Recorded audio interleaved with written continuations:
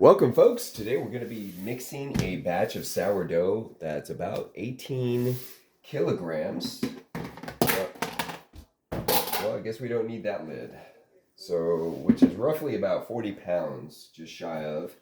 I got my sourdough starter, and I'm just going to pour some water here to make it a little bit easier to mix with my giant red spoon here.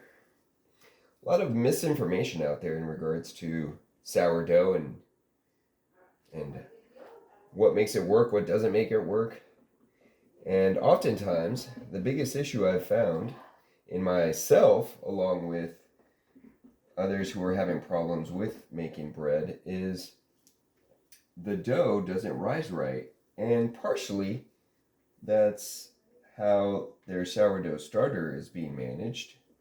If it's being shoved in a refrigerator and then pulled out a day before, or even that same day that you're going to mix, it just doesn't have the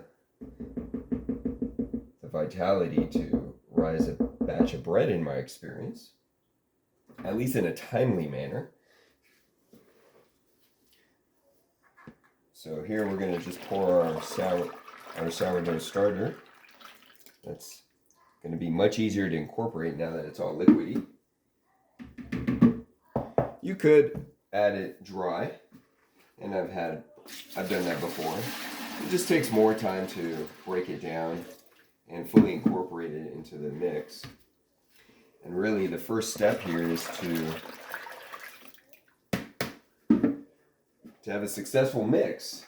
And that's one of the biggest challenges I think new bakers face, or even seasoned bakers. I mean, I know I've undermixed, and therefore my kneading stage hasn't quite worked out well, and the bread never really rose right.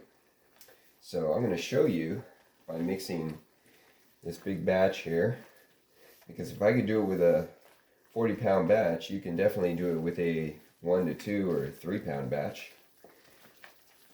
And so, assuming that you have a good sourdough starter, that means viable, that means it's been doubling at least, if not tripling or quadrupling in size within, I would say, 8 hours, 6 to 8 hours, then it just needs more time to gather strength, really, which means more feedings at room temperature. I feed my starter every 12 hours. I don't expect you to, but when I'm baking, I'm mixing a 40-pound batch, right? 18 kilos worth, not 1 or 2 pounds as a casual baker for a few loaves for the family and friends. So I need my starter to be very viable, because I need it to be as consistent and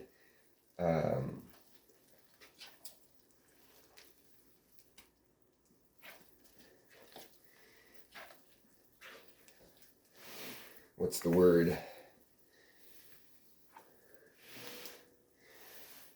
I need to be able to count on it, reliable, to go, okay, I've now finished mixing, so in 6 hours, we're going to be ready for the next step.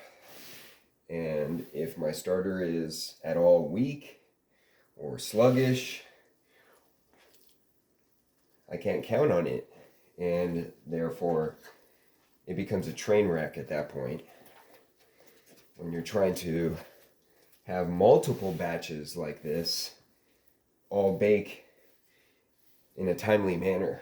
So, consistency is key when it comes to how you're managing your sourdough starter, and therefore you'll at least be able to check that box off in troubleshooting your dough. So right now, you see how I'm trying to incorporate the dry and the wet. That's the first step, mixing. Not kneading, but mixing. So yes, even though these movements look similar to kneading, if I were to do this, right, or stretch, and fold, but right now it doesn't really do a stretch and fold because it's more of a loose mass, right? It just kind of falls apart. Similar to like porridge, oatmeal, that kind of deal. In fact, that's really its first step. Its first stage, rather. It's just trying to come together.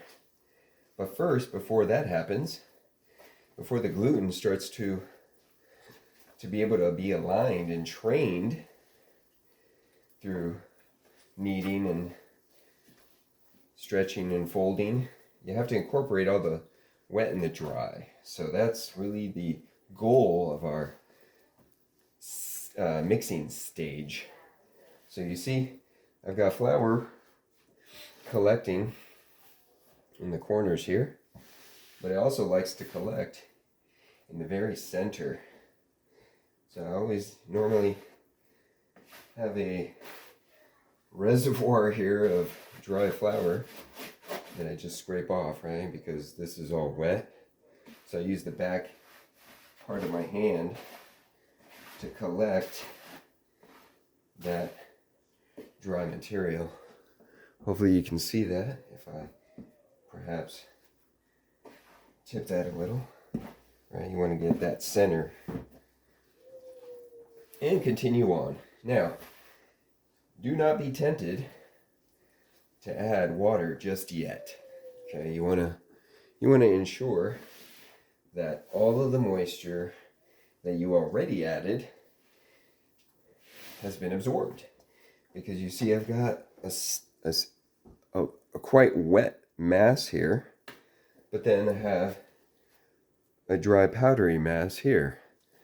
So you see, if I start adding water haphazardly, then I'm jumping the gun, as they say.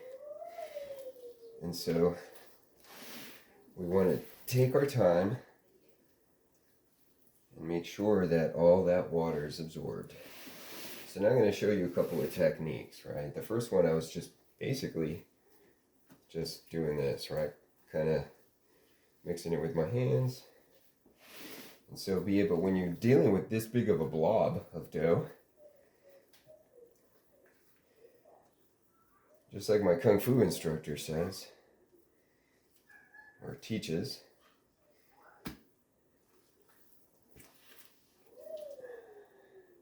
in certain forms like Tai Chi, right? You move slow.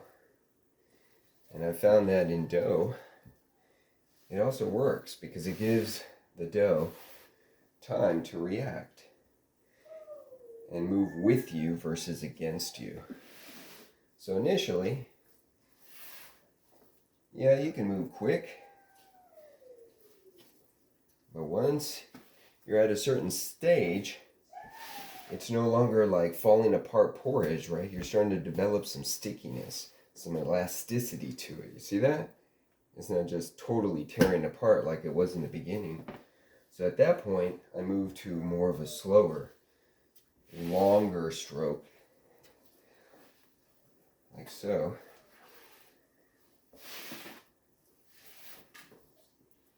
Back and forward using my body weight. Because if you try to just use brute strength,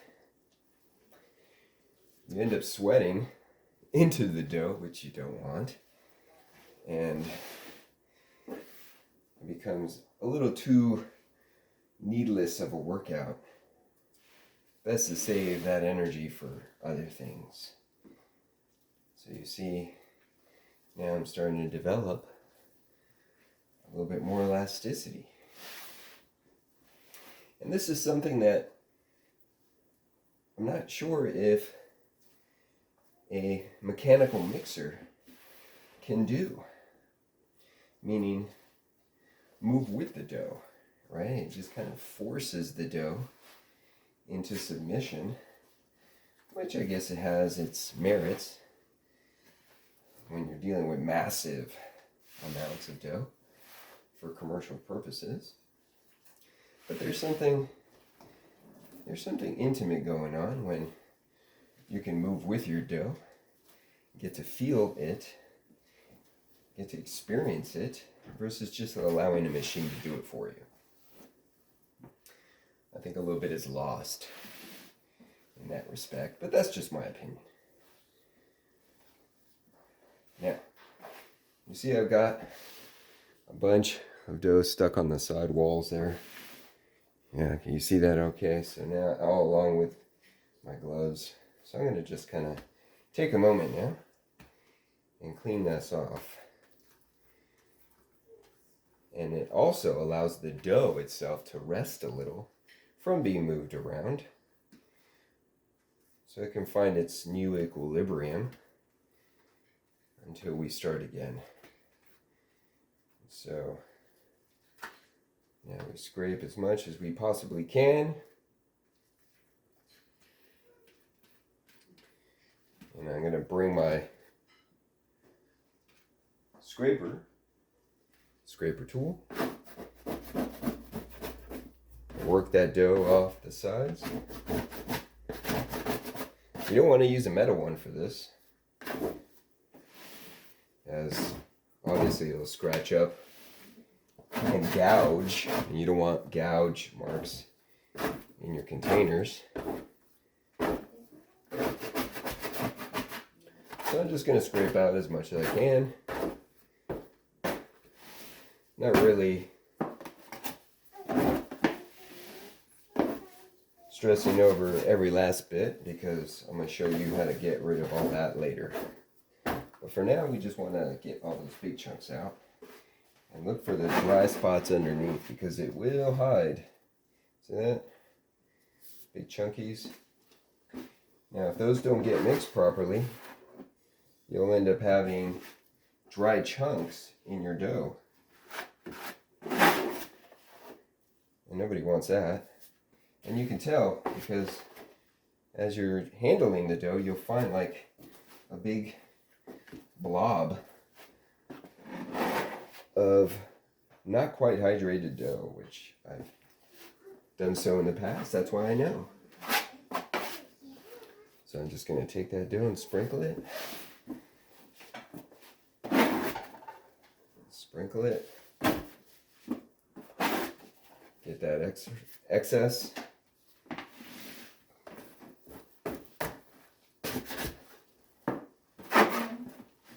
Now, do you have to do this stage? Not really. You could just keep kneading and kneading and kneading. But I found that it's a nice break, not only for the dough, but also for you, because it is a very manual process, which requires strength and energy. So to take a break is welcomed, to say the least. Now, almost done here. And I'm going to take a spray bottle, which I have next to me here, and spray this down, because all these dry bits here will want to stay a dry bit, but to help incorporate it into the main mass of dough here, it benefits from a light spraying.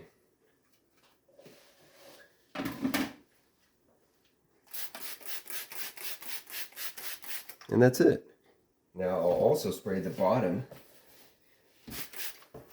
and then you'll notice that the dough will happily release itself and stay as one mass versus sticking to the sides and the bottom of the container. Especially the center, which again likes to collect and pool bits of flour. Alright, you see how I can now move without sticking? That's what we want. Now I got an area here that's got chunkies, dry chunkies just falling, so I'm going to spray that down a little more. There we go. And you see that adds like maybe, what, 5 grams of water to the overall recipe. That spraying amount is quite small. So I'm not really concerned about changing the overall formula, hydration formula, also known as the amount of water you put in a recipe. All right, so you see how that rest alone and moving the dough around to get all the bits underneath has really relaxed the dough. You can feel it now, and it's much looser, much easier to handle, and it's not resisting you as much anymore. So now I'm going to start feeling it out to see if I can do a stretch and fold. Look at that. That's what we want right there. See how it stayed together? And take your time with it. You want to feel it out. You don't want to pull too fast or too hard. You just want to get a feel for how it's falling. Let it cascade down. Take your time with it. See that? Now we're just going to tuck in these corners here so it stays as one uniform mass. At this point, just like a piece of paper, if you keep folding it, it's going to eventually unravel on you. So I'm going to let it rest for a very short while I take off the bits of dough stuck to my hands. Right, and just kind of take a look overall. Is there anything I need to scrape off the walls? Reposition my gloves. All right. And now I'm going to massage it a bit so that it can spread a little bit easier when allowing us to do more stretch and folds. Because again, going back to that paper example, eventually it'll start fighting you and unravel if you try and fold it further. So I found that just giving it a massage here, and all I'm doing is I'm scooping under and pulling out.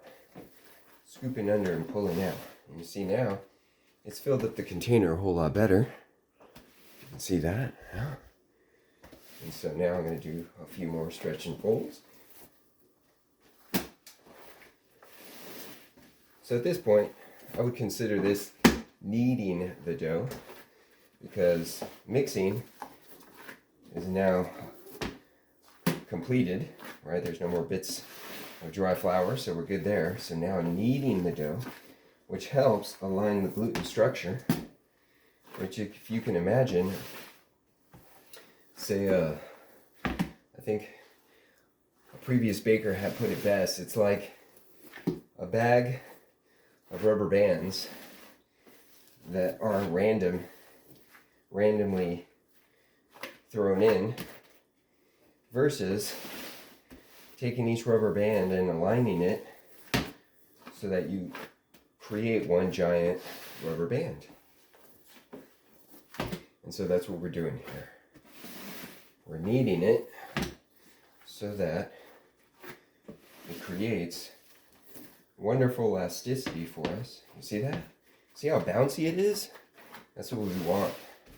That's when you know you've got good elasticity, because I can shake it here, right? And the whole thing just kind of shocks waves. Can you see that? Yeah, let's see if I can reposition that a little better for you. See that?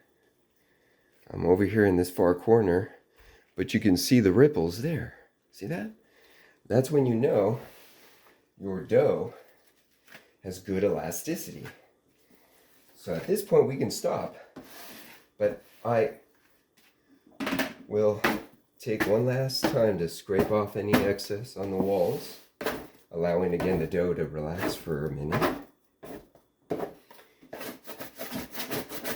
And then I'm going to give it one last stretch and fold, and then tug it flat, just so that I know for sure we're good. And it's good. So I'm just going to wet my hands a little bit here, because again, part of the issue of bread not rising right or not having good texture is this stage right here. This creates the foundation of the texture of your bread. So if it's not kneaded right, because it wasn't mixed right, or let's say it was mixed right, but it wasn't kneaded right, it will lack. So that's why I'm going to go further, one more stretch and fold, and I urge you to as well in your bakes, so you feel, hey, what will another session or two do for the dough? Oh, you see, so if I fold this over, it's just going to unravel on me. So I'm going to do it so that you see, right? It just wants to unfold. So at that point, I know I'm done. So now I'm just going to let it rest, because it wouldn't even allow me to finish a complete stretch and fold. So we're done. It told me I'm done. Now I could do a window pane test, right? Which let's try. We're going to grab a piece of dough here and stretch it out, right? Stretch it out. Yeah, you can see the color of my glove, the shadow of my glove behind it, and we're there. However, I find that giving a little push, and you see the repercussions of that push, right? The ripple effect is a much better indication that you have a solid gluten structure and elasticity formed for a good rise in texture. And that's it. Thanks for watching. Questions and comments, please leave them. We'll be happy to address those. If you like this content, remember to like and subscribe. Appreciate it. Take care.